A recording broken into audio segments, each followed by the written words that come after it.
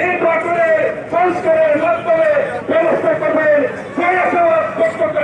আমার বক্তব্য এখানে শেষ করছে। আল্লাহ হাফেজ। বাংলাদেশ জিন্দাবাদ। বাংলাদেশ জামাত ইসলামী জিন্দাবাদ।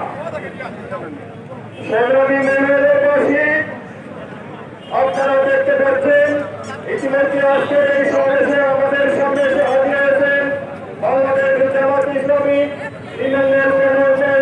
সংসদীয় আসনের সংগঠনের মনোনীত প্রার্থী ইসলামী ছাত্র শিবিরের সাবেক কেন্দ্রীয় কার্যকরী পরিষদের অন্যতম সদস্য মহানগরী শিবিরের সাবেক সভাপতি মহানগরী বর্তমান অ্যাসিস্ট্যান্ট সেক্রেটারি জনাব অ্যাডভোকেট আব্দুর রব।